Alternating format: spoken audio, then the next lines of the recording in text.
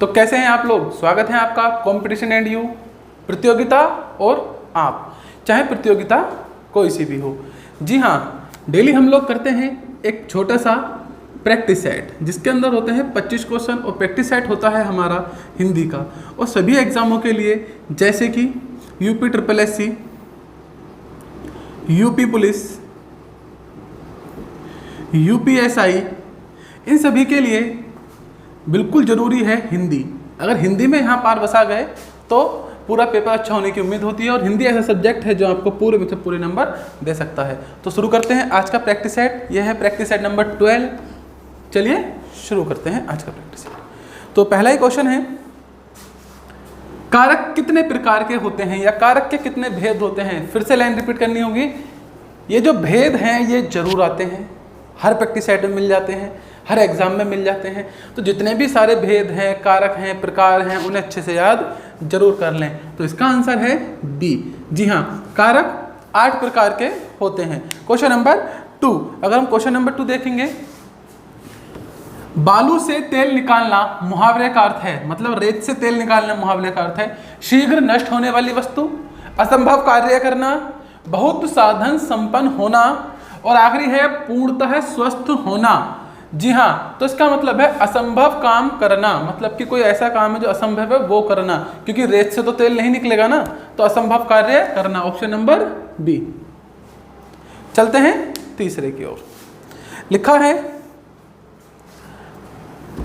क्रिया विशेषण का भेद लिखिए, मैं उसे भली भांति जानता हूं।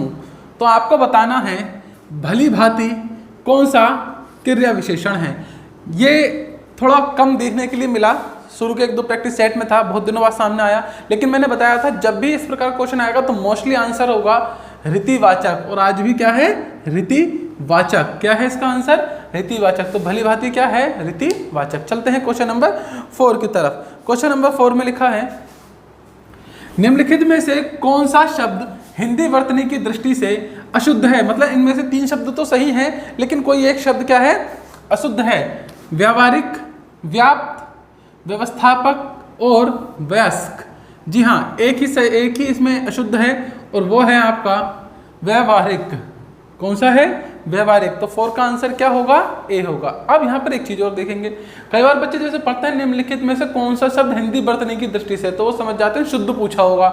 अब वो इन तीनों में से कुछ लगा देंगे। बात समझ रहे हैं? आपको मालूम चाहिए क्या पूछा है? अशुद्ध पूछा है। तो क्या आंसर है? फिलहाल ए। चलते हैं 5 की तरफ। लिखा है क्वेश्चन नंबर 5 में आपके पास, मीरा जोर से हंसी, यह वाक्य किस क्रिया का समुचित उदाहरण है? मीरा जोर से हंसी। तो क्रिया तो 2 ही होती हैं, सकर्मक क्रिया और अकर्मक क्रिया। तो उन दोनों में से कोई एक कारक हो सकता है, परंतु पहले देखना है कि मीरा जोर से हंसी। मीरा क्या हंसी? आंसर मिला नहीं। मीरा किसको हंसी? आंसर मिला नहीं। तो इसका मतलब कौन सी क्रिया है? अकर्मक क्रिया है। मैंने बताया था सकर्मक और अकर्मक को आप प्राप्त कर सकते हैं केवल क्या और किसको। इन 2 प्रश्नों के उत्तर उस लाइन में पूछिए, और अगर उत्तर मिल गया तो समझ लीजिए सकर्मक है, और नहीं मिला तो अकर्मक है। और फिलहाल क्या है? ये अकर्मक है। चलते हैं क्वेश्चन नंबर 6 की ओर। लिखा है,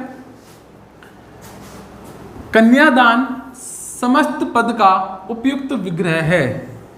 कन्यादान समस्त पद का उपयुक्त विग्रह है, मतलब कन्यादान को तोड़कर लिखा गया है, खोलकर लिखा गया है, समास का विग्रह करके। तो कन्या को दान, कन्या के लिए दान, कन्या प्रदान या कन्या का दान, ये सबको बहुत आसान याद होगा, बहुत ही ज़्यादा इजी था। कन्या का दान। चलते हैं 6 के बाद 7 पर। लिखा है, निम्नलिखित में से कौन सा शब्द अनेकार्थी शब्द सारंग से संबंध नहीं है? मतलब जिसका सारंग से कोई लेना देना नहीं है। तो देखिए, सारंग को पपीहा भी कहते हैं, कोयल कहते हैं और मोर कहते हैं। तो क्या नहीं कहते हैं? तोता। तो सारंग का संबंध किससे नहीं है? तोता से नहीं है। चलते हैं क्वेश्चन नंबर 8 की तरफ। लिखा है, निराला द्वारा रचित ललित गीतों का संग्रह कौन सा है? निराला द्वारा रचित ललित गीतों का, याद रखेंगे, ललित गीतों का संग्रह कौन सा है? यह है आपका गीतिका। याद रखेंगे क्या है? गीतिका। अब देखिए ये चीज़ें क्या हैं, फिलहाल आप प्रैक्टिस सेट कर रहे हैं तो आपको एकदम से चलो मैंने बता दिया पता चल गया, पर इसे लंबे समय तक याद रखने की कोशिश कीजिए। एक दो बार दिन में खुद से पूछिए कि क्या क्वेश्चन था जो मुझे याद नहीं था, कि यार ललित गीतों का क्या है, तो ऐसे या करके याद करने की कोशिश करेंगे तो याद हो जाएगा। यही सही मेथड होगा आपके लिए। क्वेश्चन नंबर 9 लिखा है निम्नलिखित में से कौन सा अल्पविराम चिन्ह है। अब आपको मालूम होना चाहिए अल्पविराम कौन सा है। तो भैया 4 चिन्ह आपके सामने हैं। अल्पविराम कहते हैं कोमे को, कोमे का मतलब है अल्प विराम। चलते हैं क्वेश्चन नंबर 10 की ओर। अभी आपको ये देखिए क्लास अच्छी लगे तो शेयर जरूर करें, लाइक करें और अच्छे से सीखें, क्योंकि हिंदी है तो यूपी में नौकरी मिलेगी और हिंदी नहीं है तो यूपी में नौकरी पाना लगभग असंभव जैसा हो जाएगा। और हम जानते हैं जिस सब्जेक्ट में पूरे में से पूरे नंबर आ सकते हैं तो क्यों ना उस सब्जेक्ट को बहुत अच्छे और मन से किया जाए। चलिए शुरू करते हैं। क्वेश्चन नंबर 10 लिखा है निम्नलिखित शब्दों में से स्त्रीलिंग शब्द का चयन कीजिए। निम्नलिखित शब्दों में से स्त्रीलिंग शब्द का चयन कीजिए। अब बताइए इसमें से कौन सा स्त्रीलिंग है। काफ़ी अच्छे अच्छे चारों शब्द आपके पास दिए हुए हैं, ठीक है। देखते हैं। अपराध, उससे अपराध हो गया, अपराध कर दिया तो कैसा है, पुल्लिंग है, हटा दो। अगला अध्याय दिखाओ, अध्याय कैसा है, पुल्लिंग है। स्वदेश लौट चलो कैसा है, पुल्लिंग है। स्थापना हो गई, स्थापना हो गई कैसा है, स्त्रीलिंग है, तो बी पर लगा देंगे। इसी तरह से चेक करें हमेशा। नंबर 11 क्या कहता है, प्रयत्न के आधार पर लय किस प्रकार की ध्वनि है। प्रयत्न के आधार पर लय किस प्रकार की ध्वनि है। क्या ये पार्श्विक है, उक्षिप्त है, संघर्षहीन है या फिर प्रकंपित है। तो यह है पार्श्विक। याद रखेंगे ये क्वेश्चन कई बार आता है और ये क्वेश्चन जब जब आता है तो बच्चा को लगता है कि वो कर देगा, परंतु बताता हूँ कहाँ पर बच्चा अटक जाता है। वो भूल जाता है कि पार्श्विक और उक्षिप्त में अटक जाता है, क्योंकि यही दो इसमें टिपिकल के आपके लिए महसूस होते हैं, क्योंकि रे लय वय ये सब एक साथ आते हैं। तो यहाँ पर रे और लय में वो अटक जाता है कि रे कौन सा है, लय कौन सा है, और उस प्रकार से ये भूल जाता है कि लय पार्श्विक है या उक्षिप्त है। तो फिलहाल याद रखेंगे कि ये क्या है, पार्श्विक है। चलते हैं क्वेश्चन नंबर 12 की तरफ। लिखा है निम्नलिखित में से किसकी साहित्य अकादमी पुरस्कार मिला है। निम्नलिखित में से किसकी साहित्य अकादमी पुरस्कार मिला है। प्रेमचंद को, नामवीर सिंह, सूर्यकांत त्रिपाठी निराला या भारतेंदु हरिश्चंद्र। तो इसका सही आंसर होगा नामवीर सिंह। अब देखिए नाम से बहुत बड़ा नहीं लग रहा, कई बार इसमें बच्चे भारतेंदु हरिश्चंद्र या प्रेमचंद की तरफ चले जाएंगे, परंतु आंसर क्या है, नामवीर सिंह है। क्लियर है, यहाँ पर तुक्का काम नहीं करता है। चलिए 13 की तरफ चलते हैं। लिखा है क ग ज फ, पर ये देखिए सबके नीचे बिंदी है। वैसे इनका प्रोनाउंसिएशन कुछ ऐसा होता है जा, जय, जय लिखा है, जय नहीं ज बोला जाता है जिसके नीचे बिंदी होती है। और विश्वास कीजिए मुझे केवल जय ही बोलना आता है, बाकी मैं बोल भी नहीं पाऊंगा शायद। चलिए खैर, तो ध्वनि किसकी है, ये है अरबी और फारसी की। कौन सी है ये, अरबी और फारसी की। इन्हें पहचानना इसलिए आसान है क्योंकि सभी के नीचे क्या है, एक डॉट लगा हुआ है, बिंदी से लगी हुई है। चलते हैं क्वेश्चन नंबर 14 की तरफ। लिखा है आविर्भाव का विलोम शब्द। आविर्भाव का विलोम शब्द क्या होगा। प्रादुर्भाव, संभाव, अभाव या तिरोभाव। बहुत ही अच्छा क्वेश्चन है। इसका जो सही आंसर है वो होगा तिरोभाव। आविर्भाव का विलोम होगा तिरोभाव। क्वेश्चन नंबर 15 लिखा है घुड़साल का समास विग्रह कीजिए। मतलब घुड़साल शब्द को तोड़कर लिखिए या खोलकर लिखिए। तो घोड़ों की साल, घोड़ों के लिए साल, घोड़ों पर साल या घोड़ों में साल। सही आंसर है घोड़ों के लिए साल। ऑप्शन नंबर बी सही आंसर होगा। तो ये था क्वेश्चन नंबर 15। चलते हैं 16 की तरफ। और 16 में लिखा है निम्नलिखित में से कौन सा वाक्य शुद्ध है। आपको शुद्ध वाक्यों को पहचानना है, बहुत ही आसान काम है। मेरे तो सांस फूल गए, ऐसे बोलते हैं, ये बोलते हैं मेरा सांस फूल गया, मेरा तो सांस फूल गया, मेरे थोड़ी ना बोलते हैं, तो गलत हुआ, शुद्ध चुनना है। उसका तो चटपट प्राण उड़ गया।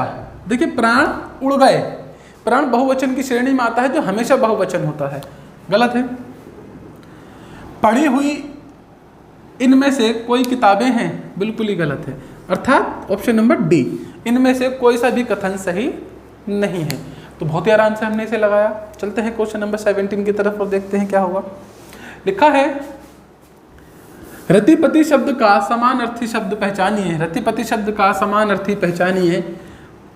अलकापुरी, निशाचर, जगदीश या पंचशर।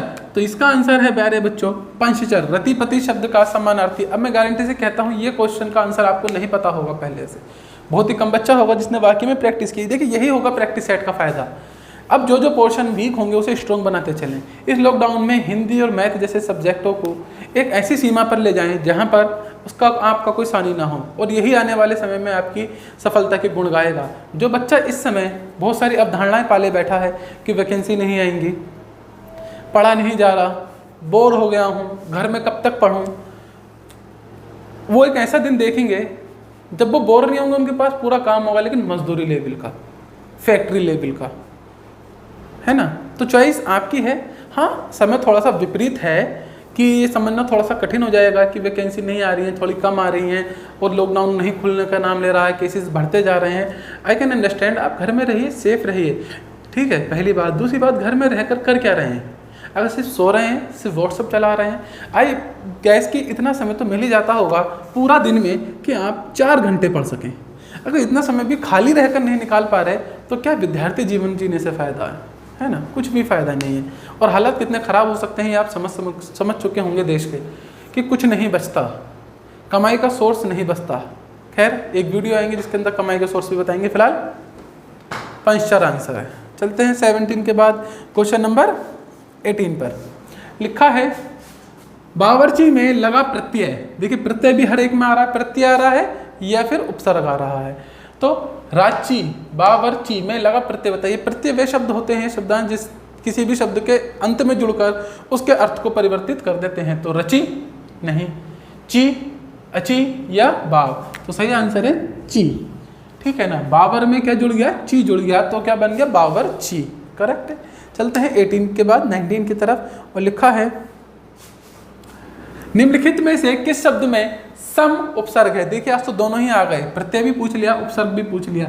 निम्नलिखित में से किस शब्द में सम उपसर्ग है? तो संहार, स्वीकार, साकार और सप्रेम। आप वीडियो पॉज करके प्लीज इसका एक बार आंसर जरूर दे। बढ़िया क्वेश्चन है क्योंकि इसलिए मैं कह रहा हूं। आइए मैं आंसर बताता हूं पहले। देखिए लिखा है आंसर तो इसका है संहार। क्यों? क्योंकि देखिए ऊपर की अंक की बिंदी है और मैंने आपको बताया है संधि में अंक की बिंदी किसकी बनती है? मैं की बनती है। किसकी बनती है? मैं की। तो इसका मैं संधि विच्छेद करता हूं तो क्या बनेगा? सम प्लस हार, सम प्लस हार, और जब इन्हें जोड़कर संधि बनाया गया तो मैं का क्या बन गया? अंक की बिंदी। तो इसका मतलब इसके अंदर क्या है? सम है। बात समझ रहे हैं? चलते हैं क्वेश्चन नंबर 20 की तरफ। लिखा है अभिषेक का सही संधि विच्छेद बताइए। अभिषेक का सही संधि विच्छेद बताइए। बहुत ही अच्छा क्वेश्चन है। एक बार वीडियो पॉज करके फिर से आंसर देने की कोशिश करेंगे आप लोग। तो अभी प्लस शेख, अभी प्लस शेख, अभी प्लस सेक, ये तो बिल्कुल ही मैच नहीं कर रहा। अभी प्लस सेक। अब देखिए दो तो बिल्कुल खत्म हो गए, सी और डी, क्योंकि छोटी की मात्रा है। तो अभी ये वाला सही है, अभी ये वाला सही है। अब शेख, शेख ऑलरेडी लिखा तो बिल्कुल हूबहू तो होता नहीं है, बचा कौन सा? बी। तो बहुत सारे ऑप्शन आपके पास होते हुए भी आप आराम से आंसर लगा सकते हैं। क्या आंसर सही है? बी। चलते हैं क्वेश्चन नंबर 21 की तरफ। लिखा है संबंधवाचक सर्वनाम बताइए। संबंधवाचक सर्वनाम बताइए। कौन, सॉरी कोई, कौन, जो, वह। बहुत ही अच्छा। तो यह है जो। मैं आपको बता देता हूं संबंधवाचक जो सर्वनाम होते हैं उसके अंदर 2 शब्द आते हैं, जो, सो। जो जैसा करेगा, जो आया है सो जाएगा, जो आया है सो जाएगा। तो जो कैसा शब्द है? संबंधवाचक सर्वनाम है। चलते हैं क्वेश्चन नंबर 22 की तरफ। 11वां विश्व हिंदी सम्मेलन, वर्ल्ड हिंदी कॉन्फ्रेंस 2018 का आयोजन स्थल था नागपुर, मॉरिशस, लंदन या न्यूयॉर्क। तो यह था प्यारे बच्चों मॉरिशस। तो 11वां विश्व हिंदी सम्मेलन कहाँ हुआ है आपका? मॉरिशस में हुआ, 2018 में, लेटेस्ट है। 23 की तरफ चलते हैं। लिखा है उधो मोही व्रज विसरत नाही, हंस सुता की सुंदर कगरी, दुर्मन की छाही। उपयुक्त पंक्तियों में कौन सा रस है ये आपको बताना है। श्रृंगार रस, हास्य रस, वीर रस या करुणा रस। यह आंसर होगा श्रृंगार रस का। क्यों? वैसे देखो सुंदर कगरी, सुंदरता की बात आ रही है, कौन सा होगा? श्रृंगार रस होगा। बहुत आसानी से आप पहचान सकते हैं। क्वेश्चन नंबर 24 की तरफ चलते हैं। लिखा है 24 में, निम्नलिखित में से संज्ञा विशेषण जोड़ी कौन सा सही नहीं है। अच्छा, ये सभी क्या है? संज्ञा और विशेषण की जोड़ है, मतलब एक संज्ञा शब्द है, दूसरा विशेषण। बताना है कि कौन सा सही नहीं है, मतलब कोई एक गलत है, बाकी 3 सही हैं। तो विष, विषैला बिल्कुल सही है। विष क्या हुआ? एक संज्ञा शब्द। विषैला क्या हुआ? उसकी विशेषता हुई है ना कि विष विषैला है या नहीं। पिता, पैतृक बिल्कुल सही है। आदि, आदिम बिल्कुल सही है। प्रांत, प्रांतिक ये गलत है। तो ऑप्शन नंबर डी इसका आंसर होगा।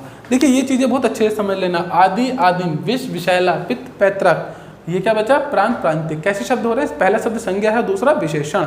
चलते हैं आखिरी क्वेश्चन पर, आज के 25 पर।